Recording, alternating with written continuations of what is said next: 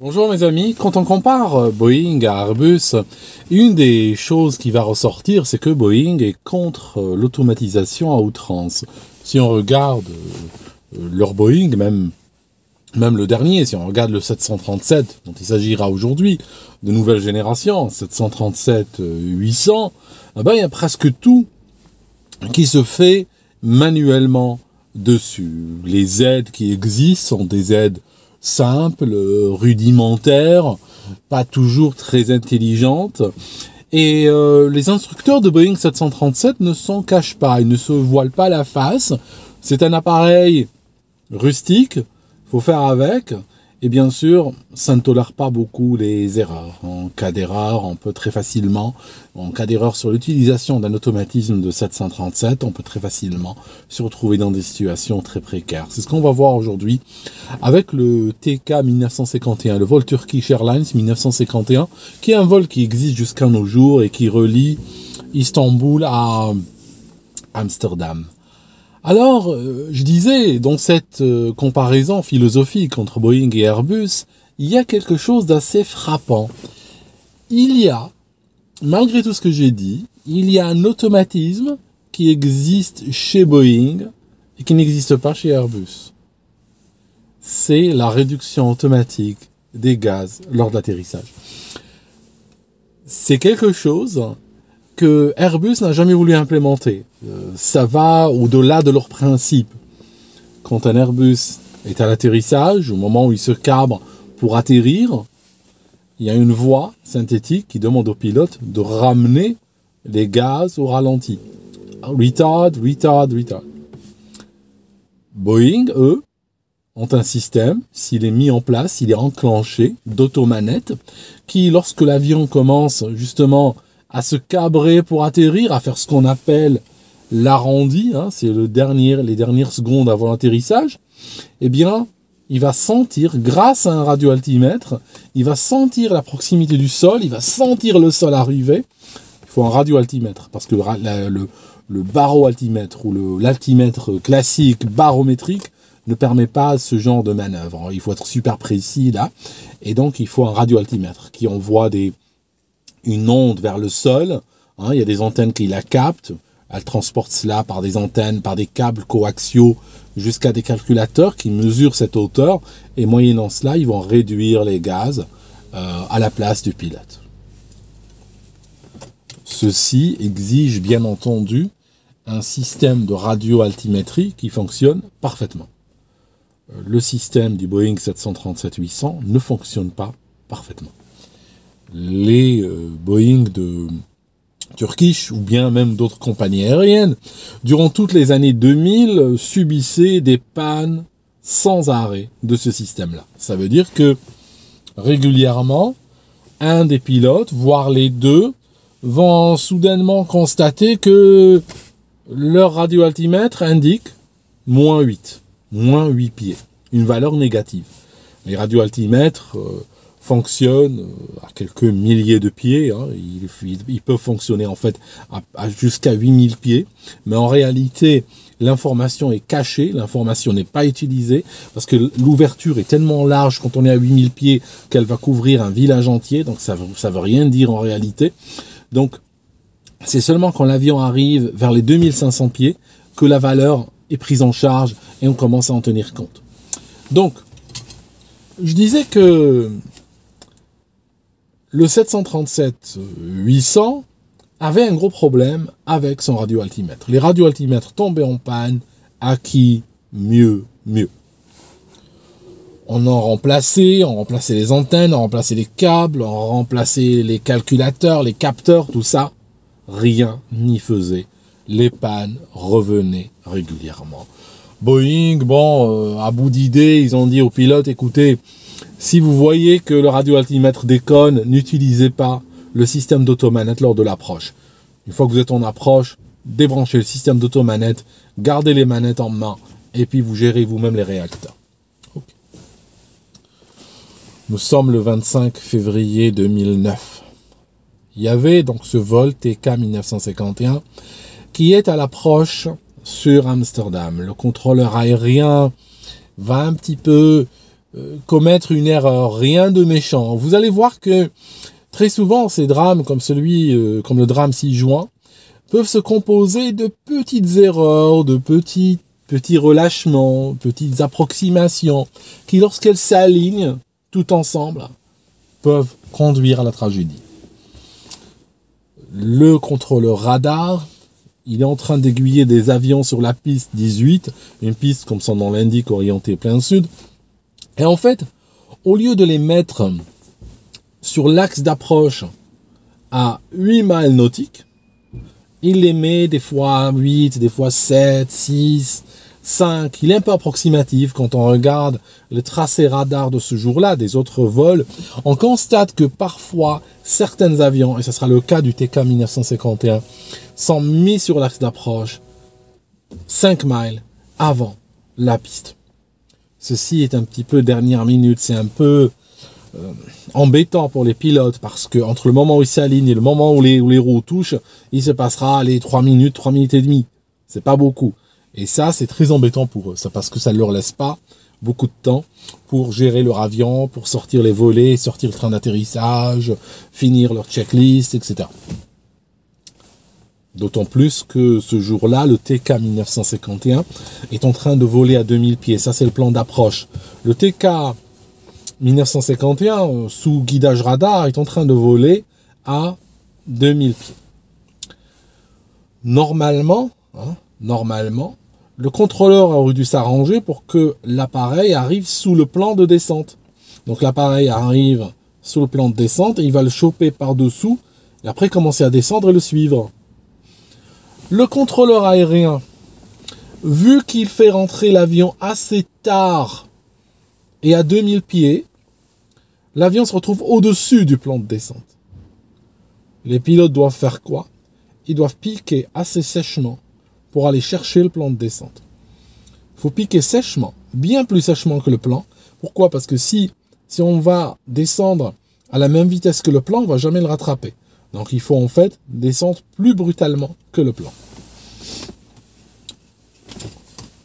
Ils vont donc choper l'ILS par-dessus. À ce moment-là, leur vitesse va augmenter, leur taux de chute est élevé, les manettes reviennent complètement au ralenti.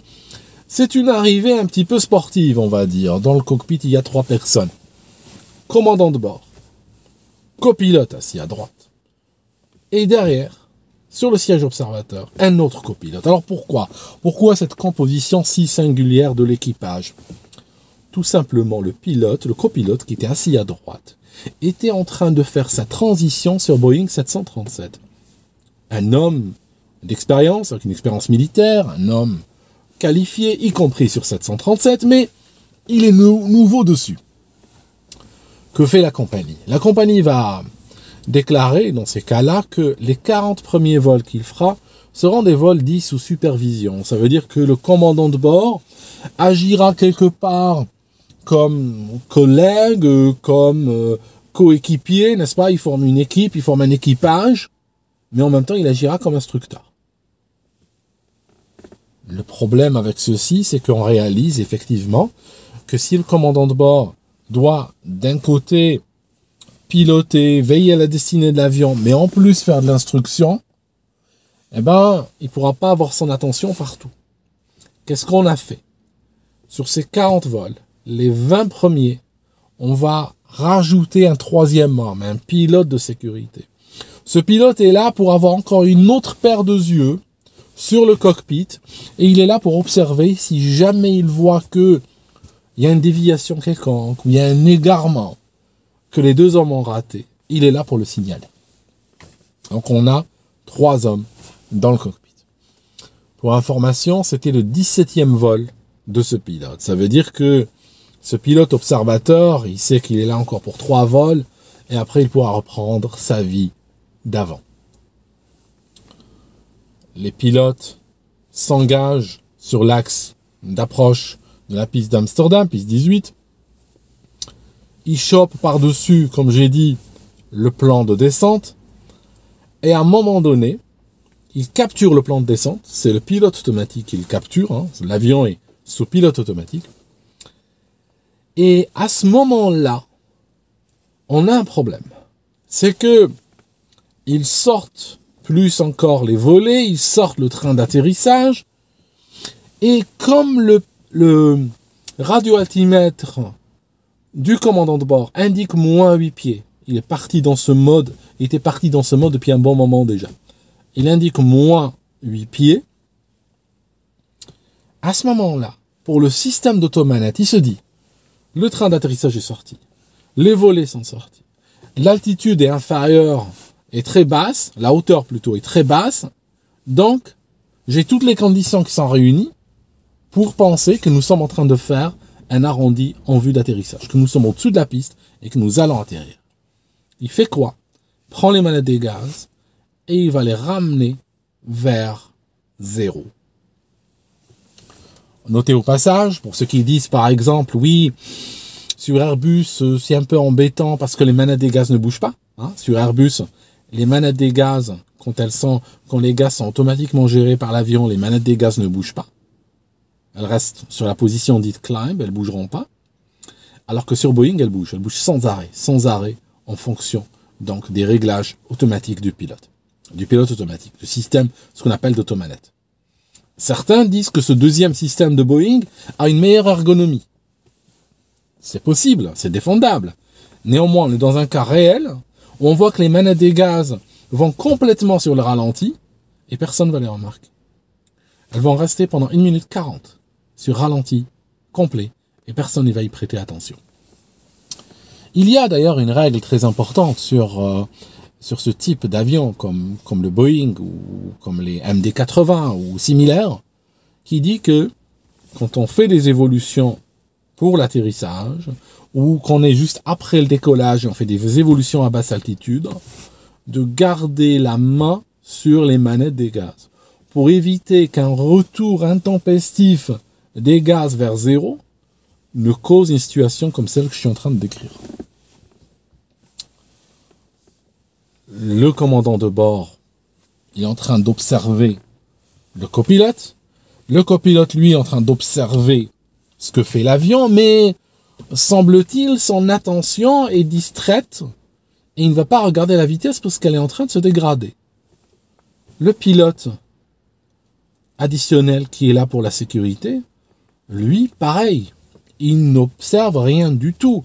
Parce que quelque part, mettons-nous à sa place, ça fait déjà 17 vols qu'il fait avec cette équipe. Cette équipe est très compétente. Le commandant de bord est senior. Le gars à droite qui fait sa transition est un gars qui a une expérience militaire, qui est qualifié. Les mecs sont pas là pour faire des erreurs stupides et perdre la vitesse lors de l'approche comme un élève d'aéroclub. Donc, quelque part, à force de les regarder faire, de les regarder travailler, probablement dans sa tête, il y a une sorte de confiance qui s'établit, puis une sorte aussi de lassitude. Il n'y a rien, il regarde, il n'y a rien. Donc, au bout d'un moment, il commence à voir son rôle un petit peu comme une sorte de passager privilégié qui est dans le cockpit et voilà, juste parce que quelque part, dans la compagnie aérienne, quelqu'un dans un formulaire a mis que il faut qu'il soit là. À un moment donné, il parle à l'hôtesse de l'air, elle vient, elle lui dit oui, la cabine est prête pour l'atterrissage, donc lui, il va communiquer aux autres, oui, la cabine est prête pour l'atterrissage, même si ce message n'est pas sans importance, mais quand même, c'est assez mondain comparativement à ce qui est en train de se passer.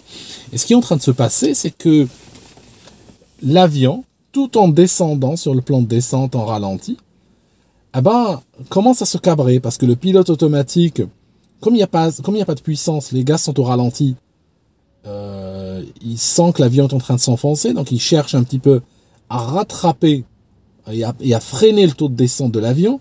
La seule façon de le faire, s'il n'y a pas de gaz, c'est cabrer.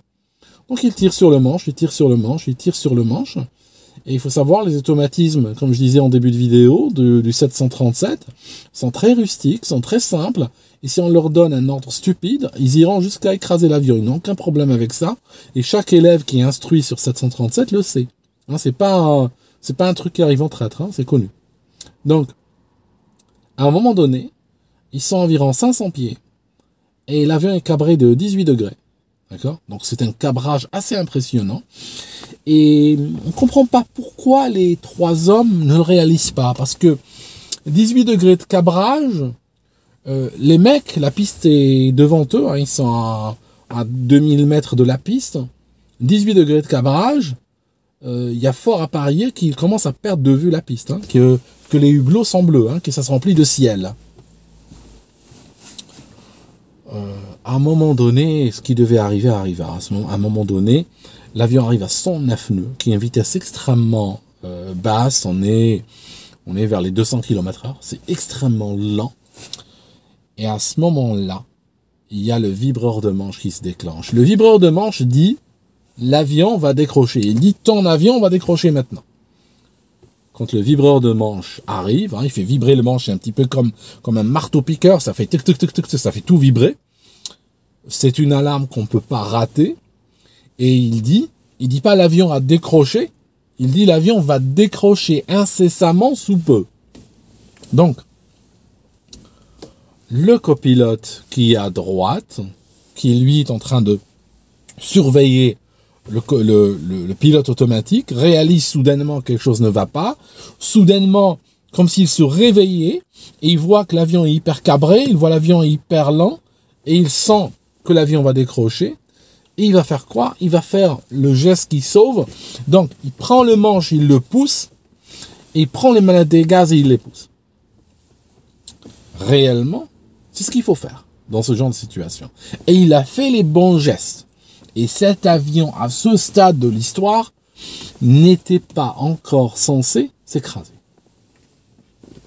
Néanmoins, à cet instant, le commandant de bord intervient et il dit « À moi les commandes ». Quand il dit cela, que fait le copilote? Il lâche tout devant l'autorité de ce commandant de bord, mais c'est aussi un instructeur, c'est aussi quelqu'un qui va valider aussi sa transition.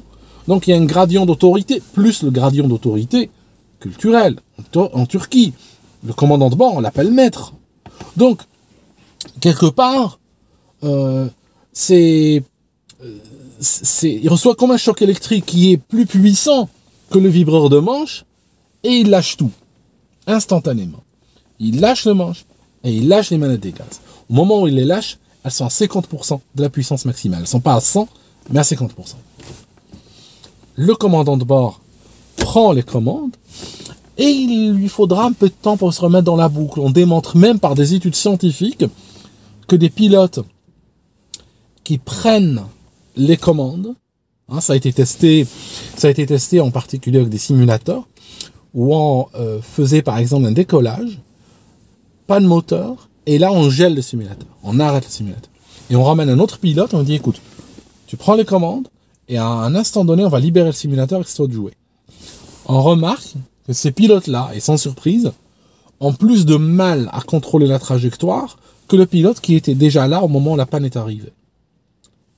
Ça nous rappelle le cas de l'Air Algérie qui s'est écrasé à Tamanrasset. C'était pareil. La copilote fait le décollage. Au moment où on commence à cabrer, il y a un moteur qui explose.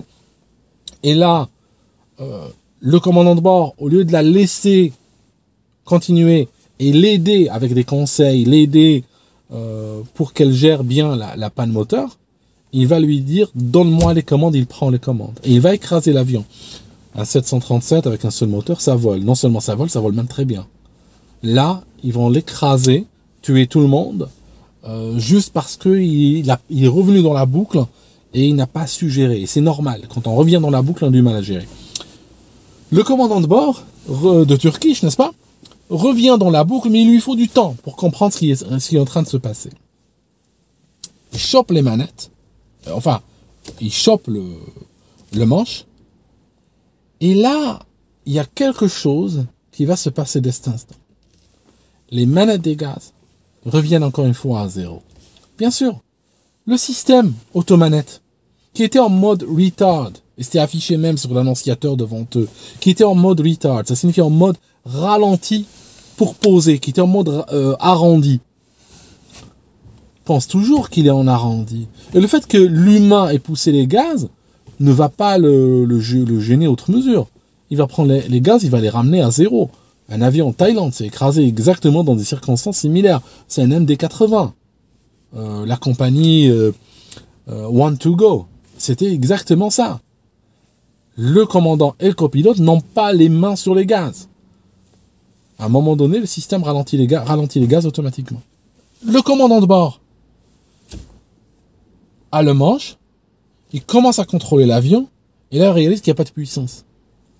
Il regarde, et il voit que les manettes des gaz sont réduites, complètement. Il prend les manettes des gaz et il les pousse. Le problème, c'est que, quand on regarde les règles de certification, elles se basent sur une réaction du pilote au vibreur de manche dans la seconde.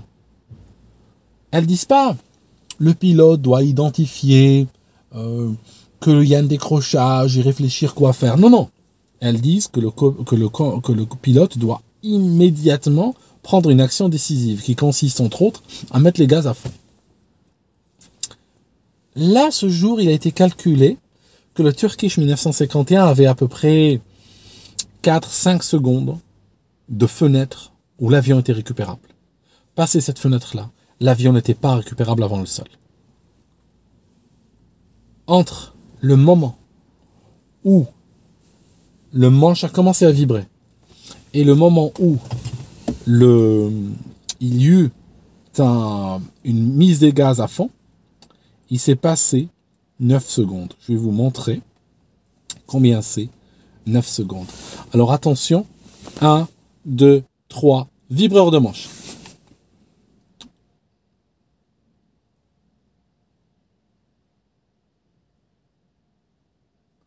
Gaz au maximum. D'accord?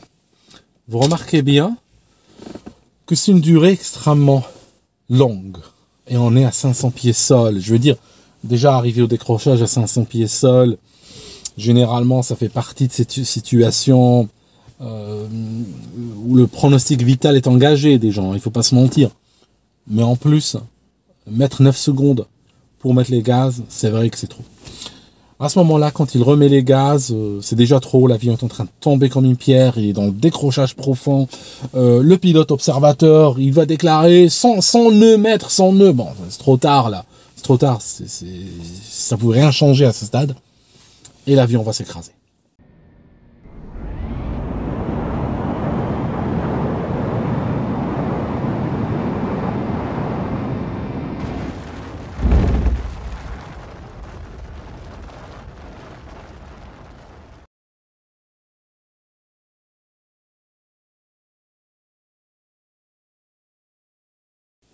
On est 1500 mètres avant l'entrée de la piste. L'appareil s'écrase comme ceci. Donc, il arrive très cabré en décrochage. Les réacteurs commencent à monter en puissance. Et bam, il va taper la queue en premier. Alors, au niveau de l'empennage, tout à l'arrière étaient assises 2 hôtesses de l'air. L'une d'elles va trouver la mort. Celle qui était assise à droite, elle va trouver la mort immédiatement. L'avion fait une abattée comme ceci. Les moteurs s'arrachent. Et puis, il se casse en 2-3 morceaux. La gouverne de profondeur et le plan horizontal réglable vont être les premiers à se détacher. On les trouvera à quelques centaines de mètres en amont. Cette partie-là se casse et cette partie-là vers l'avant se casse aussi. Tout à l'intérieur, on a 138 personnes dans l'avion au moment de l'impact. Tous les gens qui sont là sont soit blessés à divers degrés, soit certains n'ont aucune blessure. Mais en tout cas, la majorité pourront s'extraire de leurs propres moyens et leurs vies ne sont pas en danger. Là, vers l'avant, on va retrouver une autre réalité. Tout à l'avant, vers le cockpit, et là, tout à l'avant, la first class ou la première classe, ou appelez-la ou la business, ou appelez-la comme vous voulez, on va avoir des morts encore une fois. Parce que quand l'avion tombe comme ceci, on voit que la partie avant, bien sûr, va subir un choc extrêmement violent comparativement au reste. Donc, on va avoir 9 morts en tout. 1 à l'arrière, 8 à l'avant. Au niveau des passagers, il y a 5 morts. Tous assis à l'avant. Sur les 5 morts, il y a 4 Américains qui travaillaient pour Boeing. C'est des contracteurs de l'armement. Ils sont dans l'industrie de l'armement. Ils étaient en Turquie pour parler d'un système de Boeing 737 qui embarquait un radar de Grumman, donc une sorte de dôme qui était installé sur le 737. Qu'il vendait à l'armée turque, hein. Pas le 737 qui s'est écrasé bien sûr, qui était un civil, un 737-800, mais il vendait des 737 militarisés. Ils avaient avec eux des documents secrets, paraît-il, des ordinateurs aussi. Et en fait, ces 4 personnes de Boeing vont trouver la mort, plus un passager. Les pilotes, les 3 pilotes vont être tués malheureusement. Il semblerait, d'après les témoins, d'après les passagers qui sont sortis, qui ont été voir vers le cockpit à travers les vitres, le copilote assis à droite était vivant à ce moment-là. Mais les secours vont tarder à le secourir, à le sortir de là. Et quand ils y arriveront, il était mort. Alors, la raison officielle, c'est que depuis le 11 septembre, on avait installé des portes renforcées sur les avions. Et en fait, ceci a fait qu'après le crash, les pompiers n'ont pas réussi à accéder au cockpit. Bon, cette explication, elle vaut ce qu'elle vaut. Il y a d'autres bruits qui ont circulé, qui sont soutenus par certaines nouvelles, par certaines dépêches très officielles, qui disent que au départ, le parquet a immédiatement exigé, à la demande du gouvernement américain, a immédiatement exigé qu'on accède à l'avant de l'appareil pour retirer les documents et les ordinateurs que transportaient les 4 contracteurs militaires de chez Boeing, et qu'on les transporte immédiatement, donc les documents et les ordinateurs, qu'on les transporte à l'ambassade des États-Unis. Et ce fut chose faite. Il y eut à un moment donné des gens à la demande de la justice qui, quasiment très rapidement après le crash, sont arrivés, ils ont pris ces ordinateurs, ils les ont emmenés à l'ambassade des États-Unis et ça a été transporté par la valise diplomatique et c'est arrivé chez Boeing. Certains disent que la timidité d'accès à l'avant de l'appareil par les secours est peut-être justifiée par une sorte de couvre-feu ou de restriction qui a été placée au niveau des secours pour ne pas s'approcher de cette partie de l'avion. Ça me semble, quant à moi, un peu trop poussé. Bien sûr, c'est des choses qu'on peut pas évaluer comme ça. Ce n'est pas évaluable, ce n'est pas mesurable sans des enquêtes extrêmement poussées. Mais voilà, le fait est que on comprend la difficulté d'accès aux pilotes, mais d'autre part, les équipements de désincarcération sont pas là pour rien. La protection civile, les pompiers, ils ont tous les équipements. On peut imaginer taper sur les vitres avec si nécessaire, même avec un marteau-piqueur. Quand on est chez les pompiers, un marteau-piqueur, ça se déploie en 5 minutes. En tout cas, chez la protection civile, ça se déploie très rapidement. Et on peut casser y compris les vitres, on peut crever on peut déchirer l'avion sur le côté et rentrer latéralement. Je veux dire, on peut attaquer la porte. C'est pas non plus une porte de la Banque de France, n'est-ce pas? Donc voilà. Le fait est que les 3 pilotes sont morts et puis ils ont payé le prix ultime pour peut-être un peu d'inattention. Et vous remarquez un petit peu là, on a une situation qui diverge. Alors oui, intercepter un ILS à 5 miles au lieu de 8, dans ce cas-là, l'intercepter par-dessus, ça va pas tuer. Avoir une approche non stabilisée, comme ça, isolément, ça ne va pas tuer. Une checklist en retard, ça ne tue pas. On ne met pas les mains sur les manettes lors de l'approche, ça ne tue pas non plus. Et voilà, puis à force d'accumuler ces petits éléments comme ça, bout à bout, on finit avec une situation absolument mortelle. Merci en tout cas d'avoir suivi cette vidéo jusque-là. Boeing a par la suite, même avant, ils avaient changé l'algorithme. Ils avaient changé l'algorithme en disant que si les deux, parce que l'automanette, le système d'automanette se basait sur, comme très souvent, beaucoup de choses, se basent sur les instruments de gauche, du commandant de bord. Ils ont dit, bon, on mesure les deux, l'instrument de gauche et de droite. Si les deux radioaltimètres indiquent des valeurs différentes, on désactive le système. C'est une bonne chose, sauf que le software n'était pas installable pour des raisons de compatibilité sur ce Boeing-là en particulier. En plus, ce software ne résolvait pas complètement le problème parce que il est arrivé des fois que les deux instruments indiquent -8 et que les deux instruments soient faux. Donc dans ce cas-là, l'algorithme aurait fonctionné quand même. En tout cas, histoire tragique pour un instrument qui bêtement tombe en panne. Merci mes amis et puis on se voit dans une autre vidéo.